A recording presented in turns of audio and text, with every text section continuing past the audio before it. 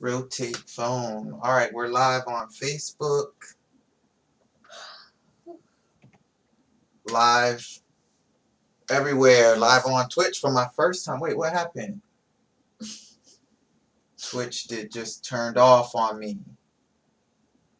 What? You're live on Facebook this time. I'm live on Facebook. Was trying to get live on Twitch, but it shut me off.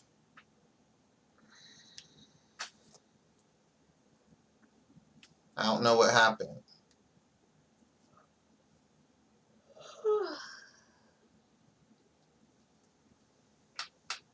2, 1. There we go. Okay, something's wrong with Twitch. I tried. We'll try Twitch again another time. Anyway, let me get started on the podcast. Let's see.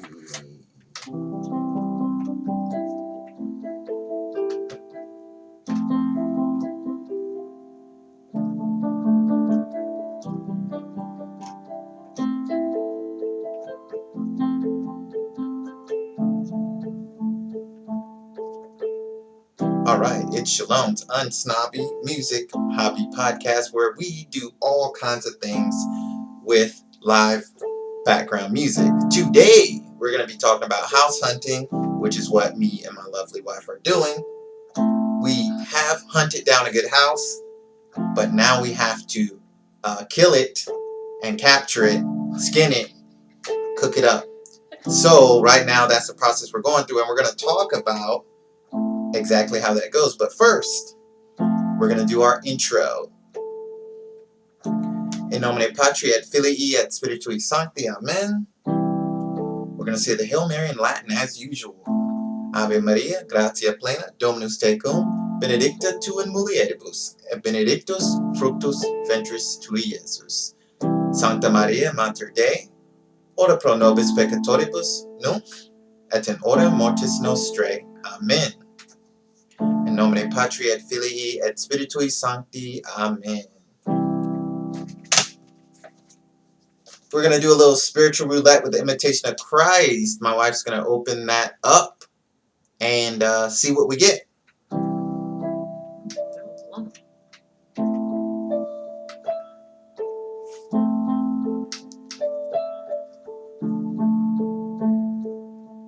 going to have to move closer to the mic, though, probably.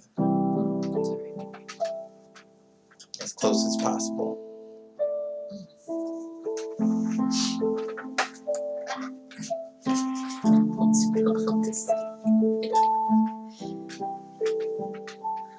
Get your face real close on it. That's close. Is that close? That's good, I guess. Chapter 9. On the want of all comfort. It is not hard to despise human comfort when the comfort of God is present.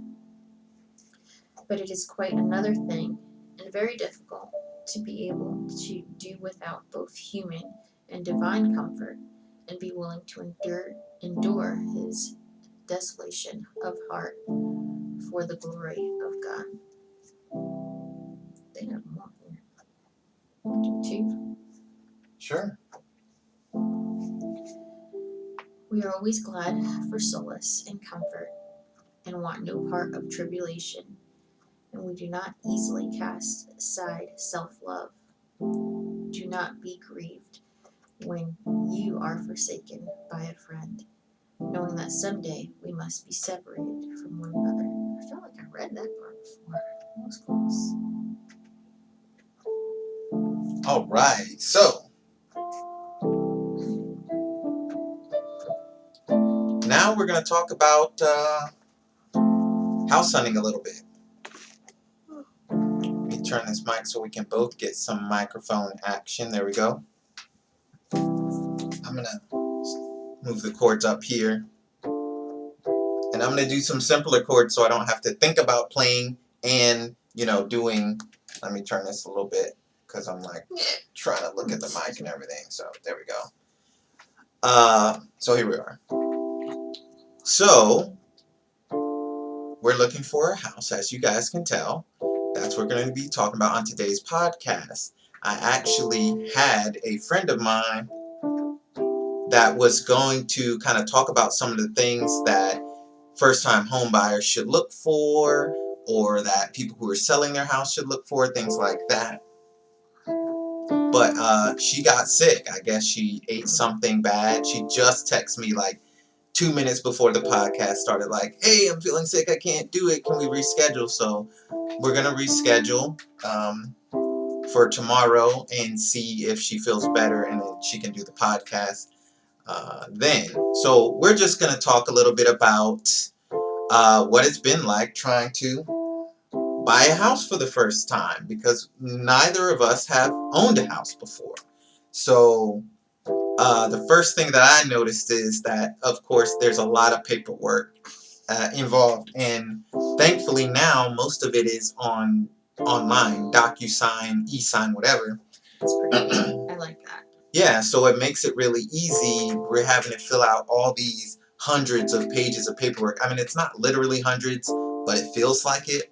And it makes it a lot easier. You can just view it at your leisure. If you're at work, at home, whatever, you can get the paperwork without going to the office. You can sign off and you just check the box. They'll create a signature for you and everything. So it's pretty cool. What's one of the first things you noticed about trying to buy a home? Mine was more of the hunt. Like, we kept getting houses snatched from right underneath us. Like, we like this one. Oh, somebody just bought it. Yeah. It's like, what is happening? I don't understand how people are buying it in seconds. There were some really nice ones, but I feel like we got a really, really good one so far. Well, and we don't have, right, maybe is the key, because anything could happen. And something that I didn't know about was that they have to get the home inspection, and all of that stuff has to be approved before you can buy the house. And maybe the seller needs to fix something that the buyer wants fixed. And we're getting a VA loan because I'm a veteran, and one of the things with that is the VA doesn't allow certain things to be broken or whatever in the house. So, the home inspection is really important for a VA loan. All this stuff I didn't know. And yeah, the hunt was very interesting. Houses were that we really liked. Offers were getting thrown on there so fast that we didn't even have a chance. Like, we'll look at the house. Okay, we want to put in an offer. Oh no, it's gone. So that was very interesting aspect of the house hunting. And I don't know if it's always that's the case, or if it's just a hot market right now. Maybe another bubble is forming. Who knows? But it seems like the housing prices aren't ridiculous. They haven't gone up. I don't think so. Not since the last time I heard somebody was looking for a house. I don't think that they've gone up. It's just that people want to buy right now for whatever reason. It's frustrating. What else kind of stood out to you so far that maybe you wish you knew or didn't know, or something you just learned through this process? So the one we're looking at now doesn't have a fence. I thought that was pretty interesting. And apparently, if there's no fence, you have to figure out where the line is of the city's property and your property. Mm-hmm. So I thought that was pretty interesting. Because if you're trying to put up a fence, like we are, you gotta know where your fence can actually be and not be. Right. Yeah, that was interesting, and I learned a little bit about foundation. So there's a room that used to, I guess, be a patio, and then an outdoor patio, and then it got changed into an internal room, so that it was all part of the house. And then you have to be worried, like, hey, did that slab get put on properly? Is the foundation good? And stuff like that. I had never thought of anything like that. And of course, there's termites they have to check for. They have to check the wiring. In Virginia, they have two options. Your classic wiring, or I think they said aluminum or something weird. And the certain kind of wiring is better. One's better than another. And the piping for plumbing, all the piping in Virginia is some kind of plastic You know, Like tubing? I don't know. It's some kind of plastic tubing thing, kind of PVC, but not like high quality. So, you know, we're supposedly going to be getting the home warranty, which is going to cover a lot of that stuff for us. Mm. You know, so what do you think like people should look out for that we maybe could have looked out for, or that we did look out for and it helped us? I guess look at the price before you go into the house. So by price, I think you mean something a little different than just saying price. Like by looking at the price, you mean you look at your budget of Right. what you can actually afford. And what I did was, well, what I do every month is, because I watch Dave Ramsey, I watch Chris Hogan, and those guys suggest budgeting every single dollar. And of course, getting out of debt. That's a whole nother story. That's a whole nother podcast. And we will have a debt kind of monetary podcast. Maybe we'll have even a parenting podcast. I mean, we don't know everything, but why not share what it is that we do know? Anyway, so like Dave Ramsey and Chris Hogan suggest that you should budget all your money so that you know where it's going, which will avoid you getting into more debt. So we have one of those budgets. I don't use an app. Some people like the app, like it takes the money out automatically for you. It calculates everything. I don't like that. I couldn't vibe with it. So we just have it on like a note app. I just keep it in a note app and I do the calculations myself. So I had to look into the app and see, okay, what exactly can we afford? Because every dollar is budgeted right now for all our bills right now. So what will we be able to afford later? Like what money's left over that is being put towards our debt, which right now our only debt is school loans. And unfortunately, there's a lot of them.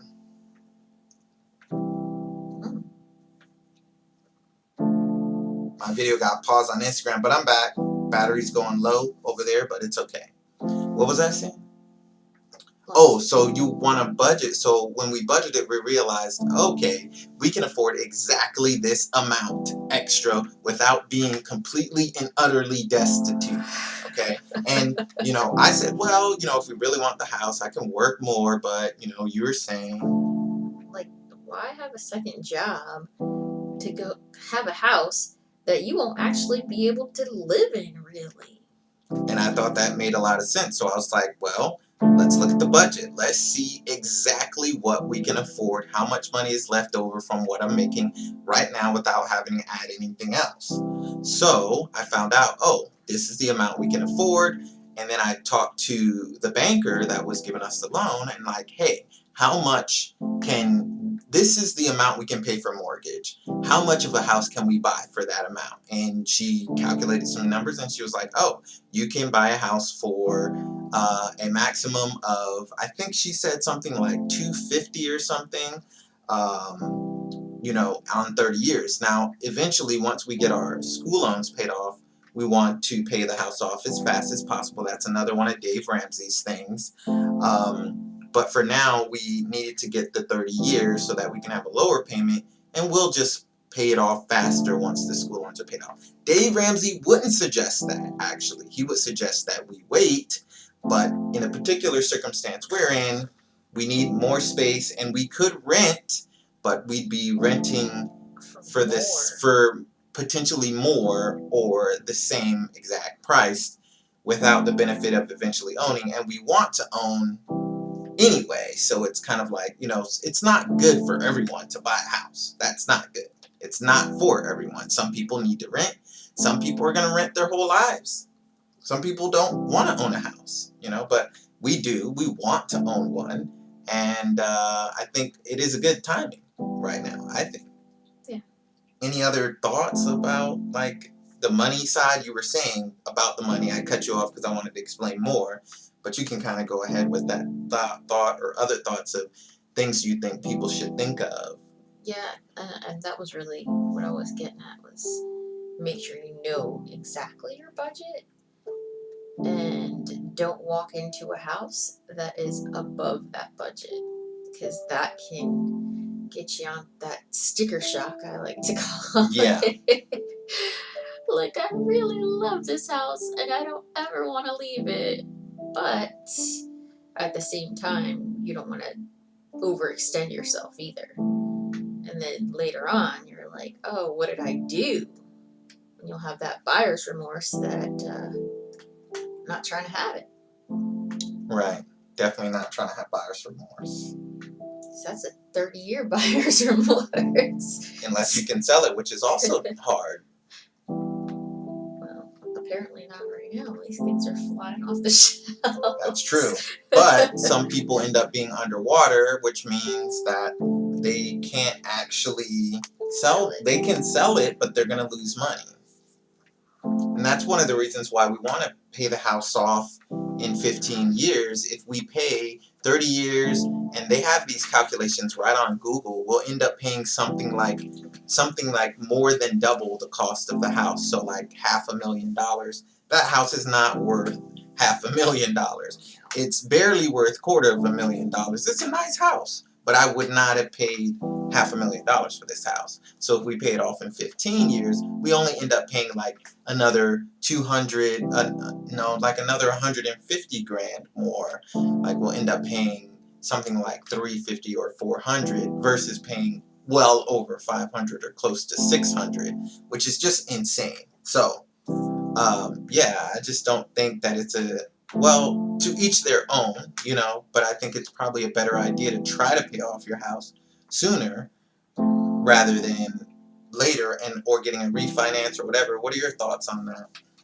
I don't think I would want to refinance either because that can just turn into a big mess. You're going to be paying it off forever. 30 goes into however much more time. You're like, if I would have just left it alone, I would have been done by now. Is what I think I would think, 30 years in. Right. I don't feel like I would want to do that at all. What do you think about like trying to pay off a house early? Do you think it really matters, or to you it's not a big deal?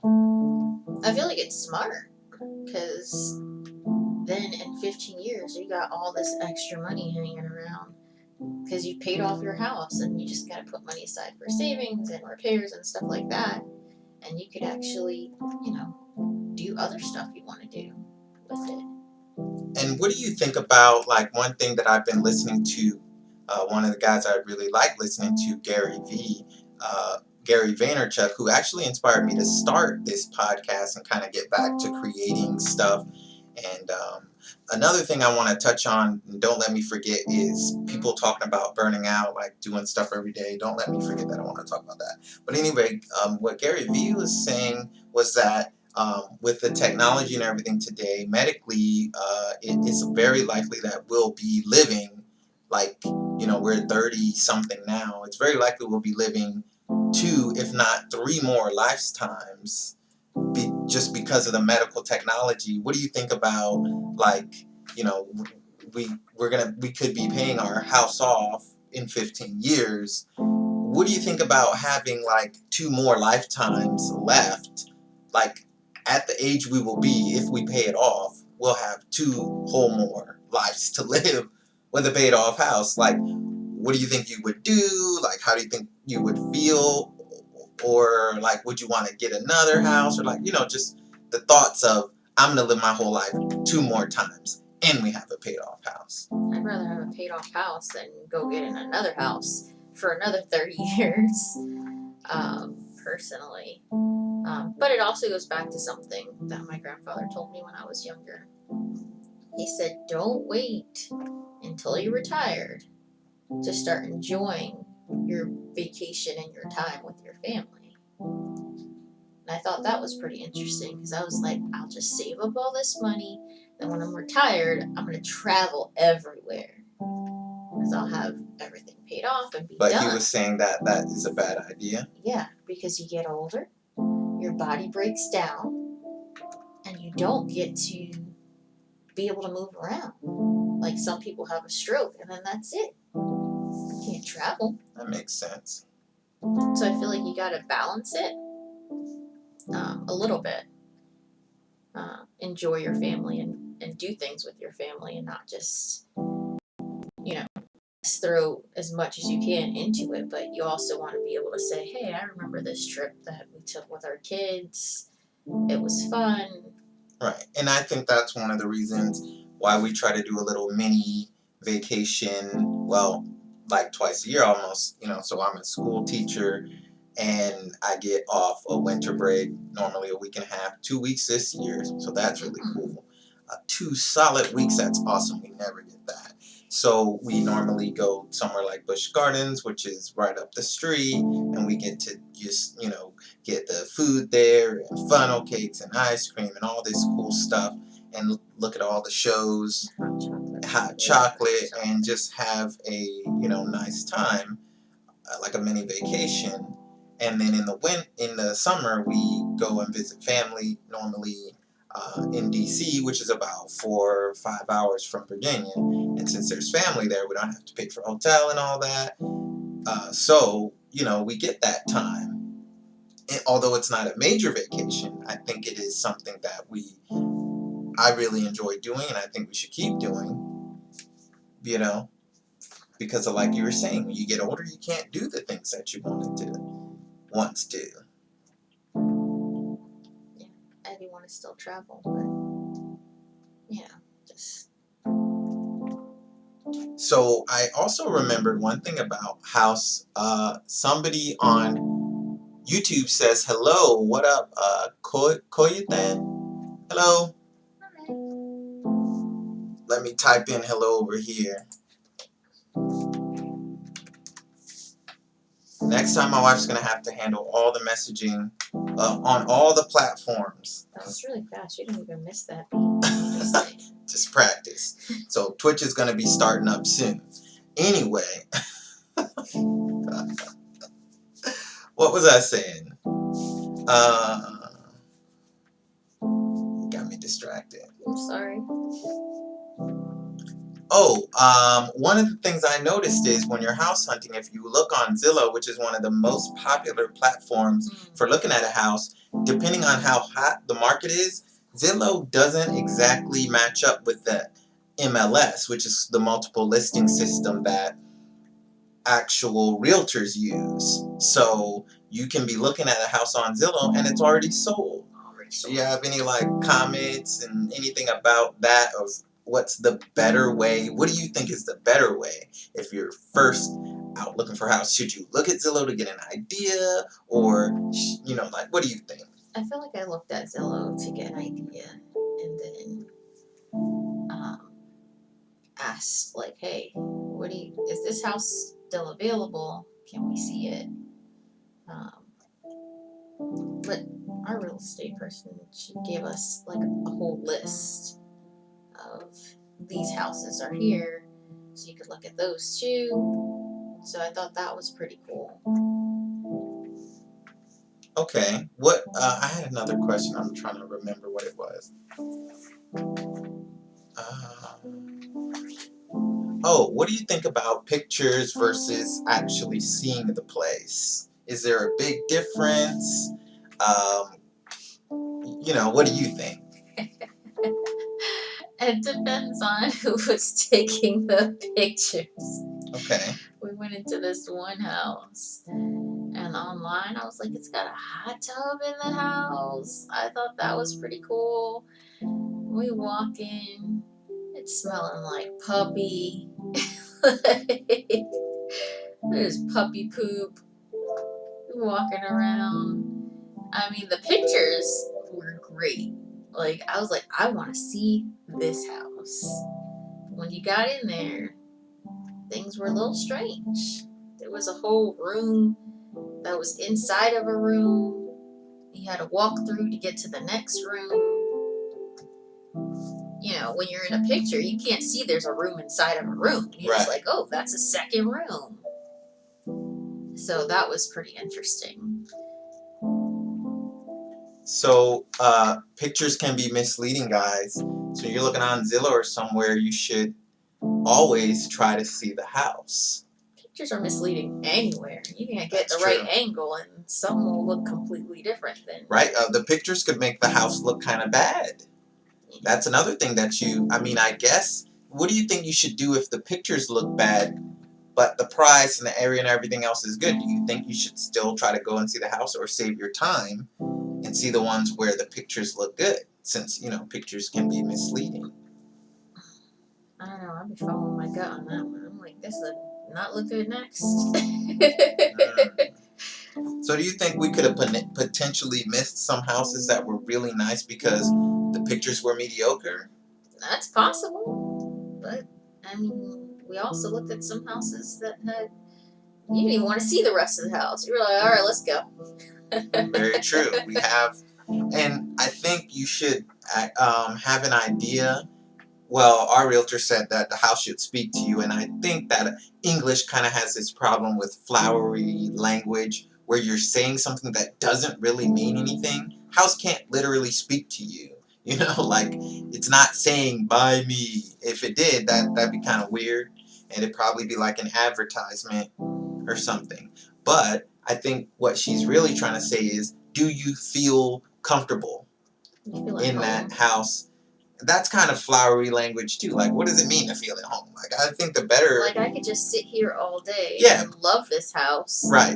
Instead of just feeling like I'm out somewhere and it's time to get home. Right. Exactly. So you do have to kind of look out for that vibe, that feeling. Do I feel comfortable here? Can I see myself living here? That's an important thing, because in a house, although you're living there and it's very practical, you need a roof over your head, you need a safe neighborhood, and you need enough space for your family. But at the same time, do you feel comfortable? Does it feel like a place where you would live? If the neighborhood doesn't feel like a place you would live, if the driveway is too short, like if the house is perfect, but you might need to keep looking, because there's plenty of houses for sale, which is what we noticed. Maybe not all of them we wanted, but there were plenty of options to go see. What do you think about seeing houses? Like, how many houses do you think you should try to see before you make a decision? Or do you think it should just be wide open, see as many as you can? What do you think about that? I feel like you see as many as you can until you get to the house that has everything on your checklist that you wanted. Like, if you're somebody who needs a bathtub instead of a stand-up shower, and you're looking at all these houses and all they have are stand-up showers, that's not the place you're going to be comfortable in. If you're someone who needs a yard and you're looking at all these houses that have a patio as a yard, that's not your house either. So you want to see what exactly you need, write down your list, and say, these are the things that I want in a house. And once you find it, then you need to grab that thing quick, because it's flying off the shelves. Yeah, well, where we live, definitely. Any last thoughts, ideas, questions, concerns, comments about house hunting? Or, first of all, before we do that, just how do you feel about the whole process now that we're kind of nearing the ends and potentially might be getting the house that we want very soon? I am tired, excited. All of the run back here, run back there. You need to drop this check off here. That's exhausting for me.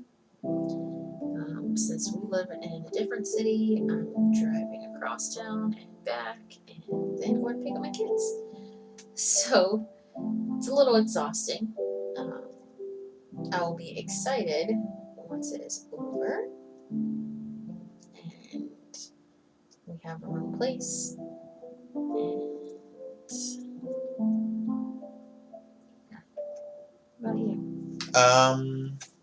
It's an interesting process. I mean, I've lived in lots of different places all over the U.S., even lived in another country for a while. So for me, moving is just something you do. I've been in certain places longer than others.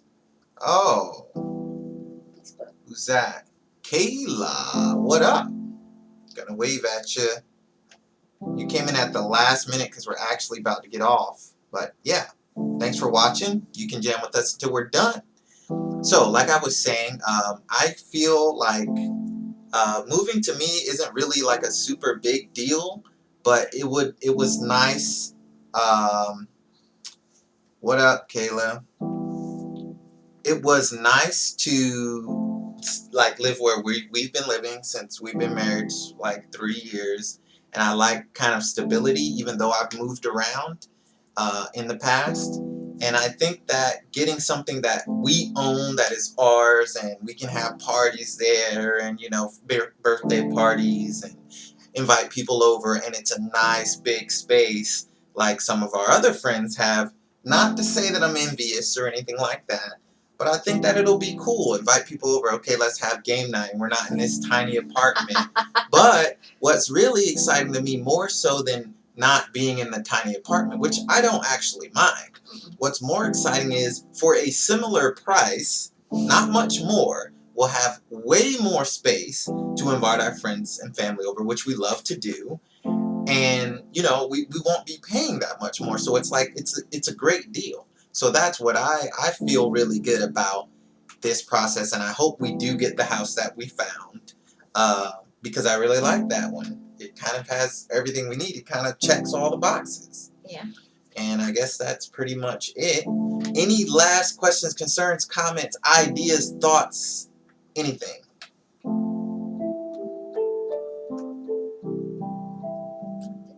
I'm sleepy. I'm sleepy too. It's going to be a short podcast today. So I was working until 7 o'clock tonight, which is not usual for a teacher. Well, for some teachers it is. Listen up here, teachers. If there are any teachers listening later, don't work late. Don't come in early. It's not going to change anything. You need to help the students when you're in school hours, okay? Help them as much as you can. When you work late, when you come in early, you burn yourself out, and the students get even less adequate, instruction, because you're exhausted, you're tired, you're frustrated. Come in on time, leave on time, and have a better life. That's what I do, and I don't have any problems with my home life, any problems with the students when I'm at school. That's my secret sauce to teaching. And of course, I try to go to Mass as often as possible before I'm going to work. That helps a lot too. Get a little Jesus in you. He's going to help you through the day. So we are going to finish off with a little spiritual roulette from the Imitation of Christ book. My wife is going to go ahead and grab that. What if I get the same thing from earlier? That'd be funny. Yeah, that's okay.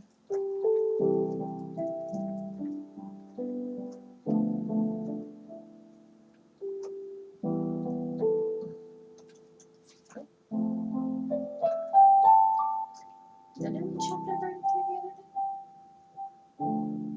I don't know, but you got to say the book and the chapter so that people listening later will be able to find it. I'm just gonna look in the book. Alright. Book 3. Interior Conversation. On inconsistency of heart and the directing of our final intention to God. Did we do that before? I don't know. Just do it again. It's fine. Christ, my child, do not trust your present affections, for they quickly change from one to another.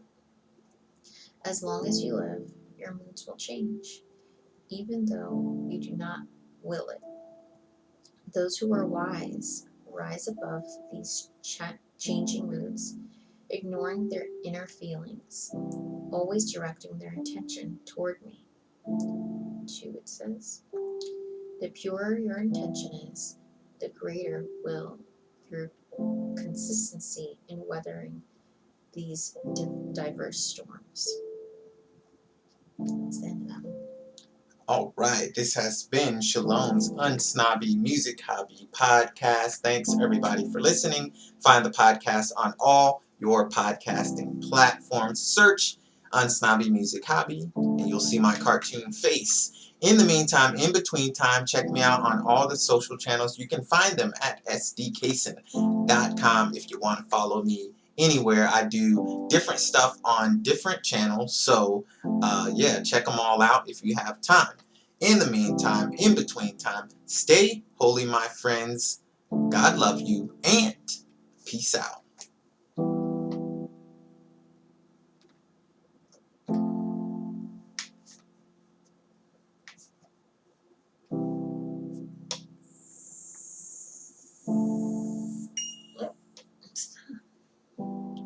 people to turn it on.